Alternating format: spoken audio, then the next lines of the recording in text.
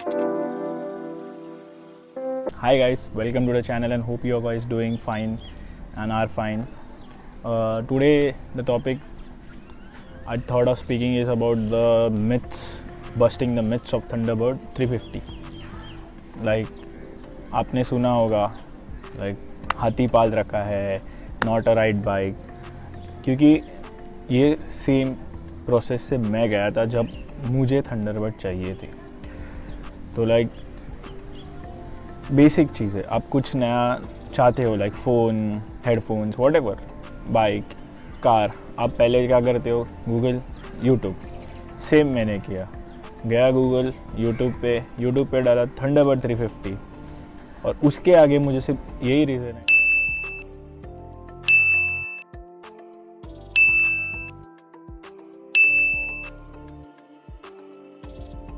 कि 7 reasons not to buy Thunderbird, then why Thunderbird shouldn't be bought, then why Thunderbird has problems, then how many etc that things were coming, and that doesn't change my mind because I was stuck to it because it was मतलब वो मेरा dream bike था, मुझे चाहिए ही था कोई भी हालत में. तो उसके कुछ मिथ्स है लाइक वाइब्रेशंस का प्रॉब्लम है, ऑयल लीकेज का प्रॉब्लम है, मैं क्या लाइक मेंटेनेंस का प्रॉब्लम है, देन बाइक रस्टिंग का प्रॉब्लम है, एक्सेट्रा बहुत सारे मिलेंगे आपको. तो ये कुछ मेरी स्टोरी है जो मैं शेयर करना चाहता हूँ. लाइक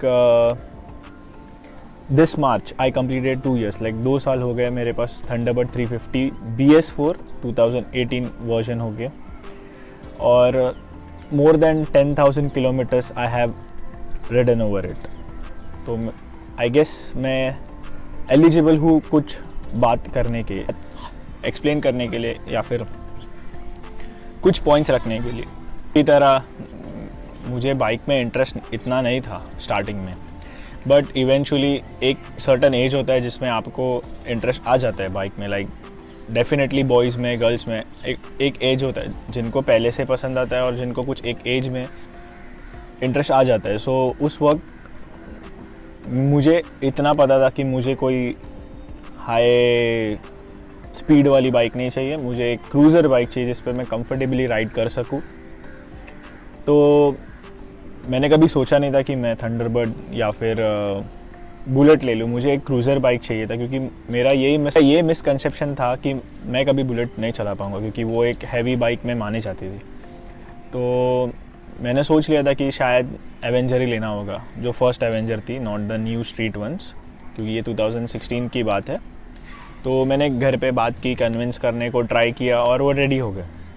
बट एक दिन पहले मुझे एक फ्रेंड ने, मेरे सोसाइटी वाले, उसके he has a Thunderbird first version, जो फर्स्ट थंडरबर्ड थी, उसके बाद जो नई आई थी जो मैंने अभी ली है, जो फर्स्ट वर्जन थी मैंने उसकी चलाई उस इवनिंग को और मैं लाइक पागल हो गया. Like the feeling you ride a royal Enfield can't be express. पता है मुझे जो स्पीड्स में है उनको नहीं पसंद आता या फिर जो भी है, क्योंकि सबका अपना अपना पर्सपेक्टिव है. बट आप जब एक हैवी बाइक चलाते हो, मैं ऐसे नहीं बोलता हूँ कि थंडरबर्ड, रॉयल एनफील्ड, जो भी क्रूज़र बाइक हो, ट्रैम की हो, हार्ली डेविडसन हो, वो एक अलग फीलिंग आती है और वो मुझे आई उस वक्त. और मैंने डिसाइड कर लिया कि जो भी हो मैं थंडरबर्ड ही बाइक करूँगा. और उस दिन से it was my dream bike की नहीं, थंडरबर्ड इज़ थंडरबर्ड. तो मैं घर पे आया, मैंने बात किया घर वालों से, तो दे वर लाइक नो, इतना बजट नहीं है फ़िलहाल, यू हैव टू वेट.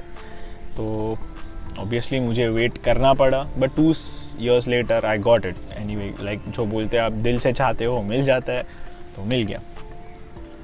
उसी बात मिला and eventually I was happy. तो ये थी मेरी स्टोरी. बट उस वक्त मैंने बहुत लोगों से सुना था कि क्यों तू थंडरबर्ड बाय कर रहा है, थंडरबर्ड ऐसी है, थंडरबर्ड वैसी है, बुलेट्स क्यों बाय कर रहा है, बुलेट का मेंटेनेंस का प्रॉब्लम होता है, स्टिंग एक्सेट्रा सेम. लाइक मैंने तो इवन इतना सुना था कि मेरे एक फ्रेंड ने मुझे सजेस्ट किया था कि तू क्लासिक बाय कर, क्लासिक को तू थंडरबर्ड के हैंडल बार्स लगा ले, तो like you will have a feel of Thunderbird even. तो मैं बोला no, you will buy only Thunderbird और no bike. That was my final decision and I did that. Like eventually I got it. It was surprise thing but I got it.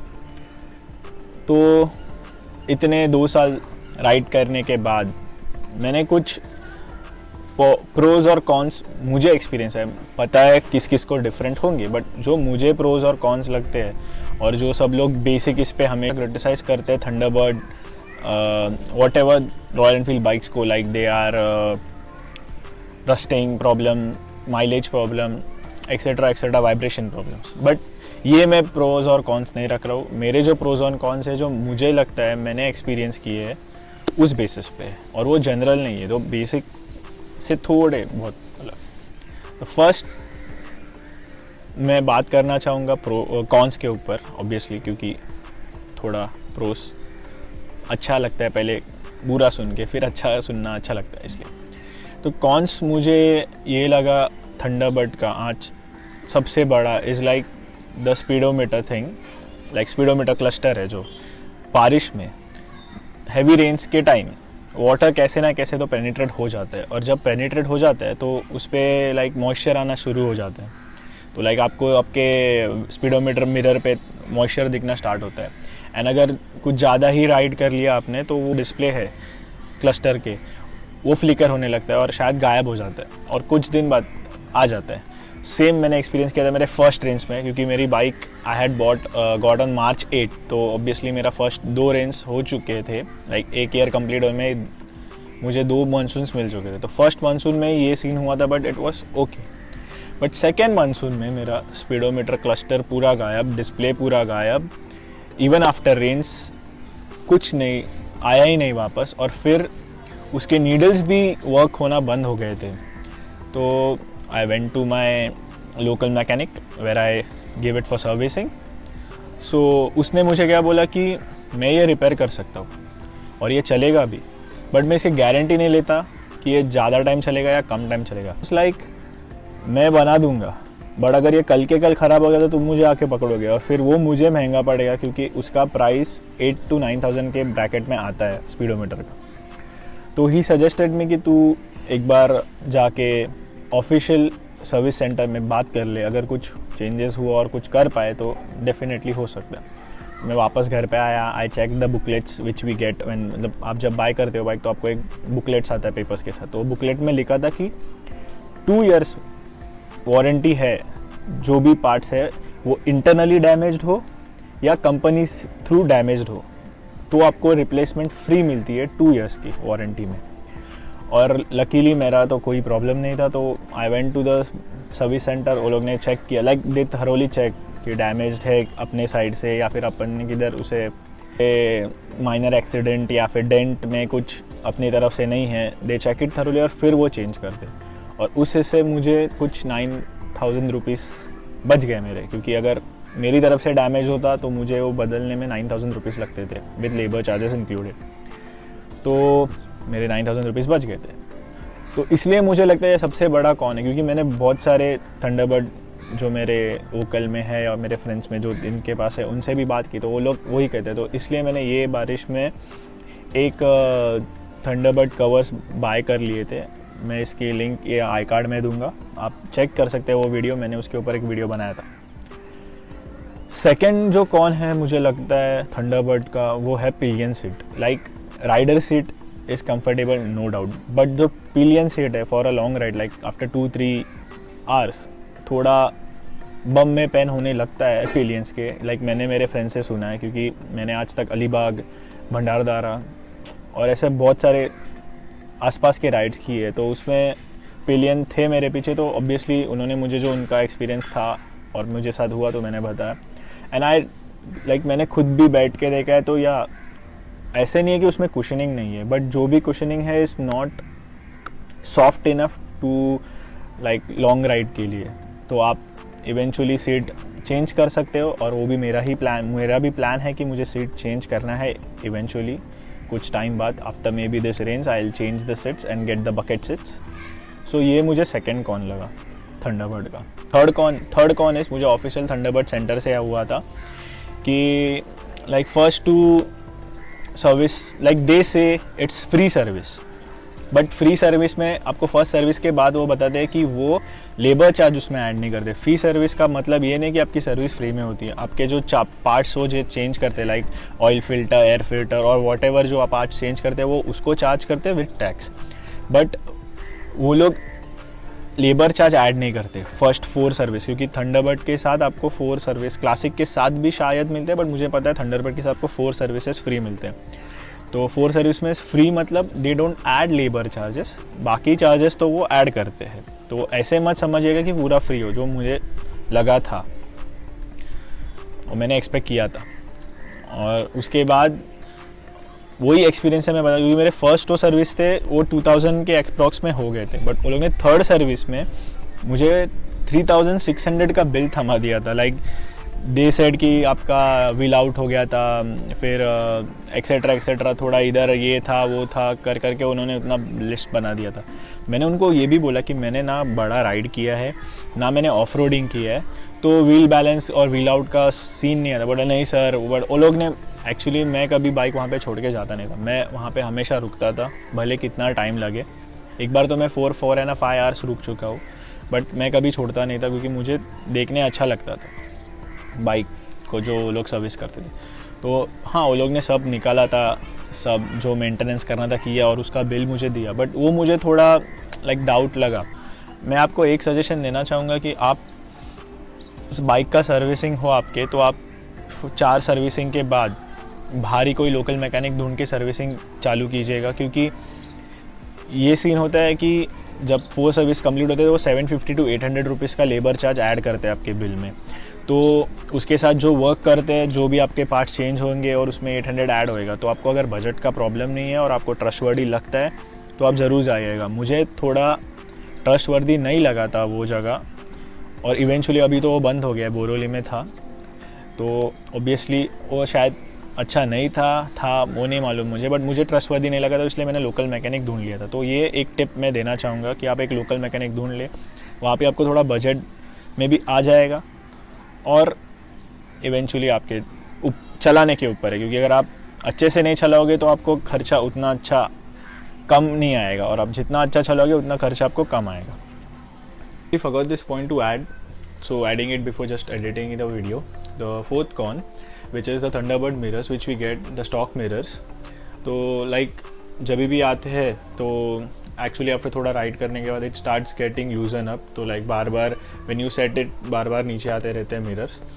तो मैं उसमें suggest करना चाहूँगा कि आप either mirror classic में switch करें या फिर हिमालयन के, क्योंकि हिमालयन और क्लासिक के मिरर्स आर लाइक थोड़े स्टडी रहते हैं, like due to vibrations they don't tend to loosen up and all.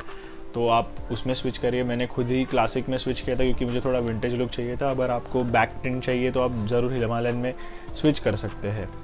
So that's the 4th cone, क्योंकि जो स्टॉक आते हैं वो बहुत लूज़ हो जाते हैं थोड़े टाइम रनिंग के बाद। और मुझे कोई एक्सपीरियंस नहीं है लाइक एकदम बुरा वाला। सबसे बुरा तो वही था स्पीडोमीटर का। बात करते हैं प्रोज की, तो लाइक प्रोज में मैं ये कहूँगा कि I have never seen anybody appreciating it, but Thunderbird has 20 litres tank, like 17.5 litre tank petrol and 2.5 is a reserve petrol. So like 20 litres का टैंक है, एंड आप विश्वास नहीं कर सकते, आप इतने लॉन्ग राइड जाते हो तो लाइक आपके बडीज़ को, लाइक बड़ी बाइकर्स, उनको बार बार पेट्रोल रिफ़िल करना पड़ता है, क्योंकि मैक्स टू मैक्स 13 लीटर होगा उनका, 9 लीटर्स होगा, डिपेंड्स करता है, 9 to 13 लीटर्स एवरेज में आ जाता है। बट वो आपके साथ नहीं होता। आपके पास बहुत सारा पेट्रोल, लाइक आपके पास 20 लीटर्स का पेट्रोल रहता है, तो ऑब्वियसली ये सबसे बड़ा प्रो मुझे लगता है। Second pro I will say the bike when you ride on cruising like 80, क्योंकि 80 के बाद जो वाइब्रेशन स्टार्ट होते हैं, जो ऑब्वियसली सब कंप्लेंट करते हैं कि वाइब्रेशन है, तो ऑब्वियसली इफ़ बाइक में टॉर्क ज़्यादा है तो वाइब्रेशन होगा, तो वो गेटेबल है। अगर आप रॉयल एनफील्ड में इन्वेस्ट करते हो तो it vibration comes with it, और वो आपको एक्सेप्ट करना चाहिए। So that's it. तो सेकेंड प्रो मुझे वही लगा कि वो bike when you are cruising it never makes like shake नहीं होती बाइक, स्टेबल रहती है। लाइक ऐसा लगता नहीं कि रास्ता छोड़ रही है बाइक, इट स्टे स्टेबल। तो वो एक मुझे प्रो लगता है। और थर्ड प्रो जो मुझे लगता है, जो इसका हैंडल बस, may be people try to change it, ये क्रूज़र है मुझे पता है, but people try to get a new handle bar, उनको थोड़ा और वाइड चाहिए। बट सिटिंग पोजीशन के साथ फॉर लॉन्ग राइड सबसे बेस्ट लगा, क्योंकि मैंने क्लासिक रिडन की है। मैं हिमालयन कंपेयर नहीं करूँगा क्योंकि वो एडवेंचर टूरर में आती है, तो obviously this is a cruiser segment. तो क्रूज़र में मुझे थंडरबर्ड, मैंने एवेंजर चलाई है, तो एवेंजर से बेटर मुझे थंडरबर्ड का ही एक्सपीरियंस अच्छा लगा है। ऐसे नहीं कि मेरी बाइक है इसलिए, बट मुझे उसका एक्सपीरियंस अच्छा लगा है। इवेंचुअली मेरे फ्रेंड से भी बात कर चुके हैं जो राइडर्स हैं। एक मैं राइडर ग्रुप में राइडिंग करता हूँ, एज अ मेंबर हूँ उन ग्रुप का, तो है उधर, तो उनसे भी मैंने बात एक्सपीरियंस शेयर किया, तो ऑब्वियसली सबसे बेस्ट है। That's it from this video. ये जो प्रोज और कॉन्स थे वो मेरे लुकआउट से है, ज़रूरी नहीं है कि आपको भी लगे, but if you want to buy a bike, मैं सिर्फ इतना बोलना चाहूँगा कि आप रिसर्च खुद करो, जितनी भी रिसर्च कर सकते हो खुद करो। आप, हाँ ठीक है, आप एक्सपीरियंस लोग से बात कर सकते हो, बट उन लोगों से बात कीजिएगा जो वो बाइक चला चुके। लाइक मैं ऐसे नहीं बोलता कि आप थंडरबर्ड ही, क्लासिक हो, पल्सर हो, डोमिनर हो, जो भी हो, आपको जो बाइक बाय करनी हो, आप उसी आदमी से बात कीजिए जिसको एक्सपीरियंस है उस बाइक चलाने का। उस आदमी से ना मत कीजिए जिसने उस बाइक के बारे में सुना है, क्योंकि ज़रूरी नहीं कि उसने अच्छा सुना है बुरा सुना है, क्योंकि उसके पास एक्सपीरियंस नहीं है वो बाइक चलाने का। बाइक जिनके पास वो बाइक है उनसे बात करो, उनसे आप एक्सपीरियंस ले लो कि कैसी बाइक है, लॉन्ग रन, ये वो व्हाटएवर, और आपका रिसर्च खुद करना सीखो। और सबसे बेस्ट टिप मैं ये देना चाहूँगा कि आप उस आदमी से ज़्यादा एक्सपीरियंस की एक्सपेक्टेशन रखो जो अपने बाइक की बहुत केयर करता है, ना कि जो अपने बाइक की केयर नहीं करता, ना सेफ राइड करता है। आने से पहले एक ही बोलना चाहूँगा, if you take care of things they last. That's it from this video. I'll see you in the next video sometime soon. Bye.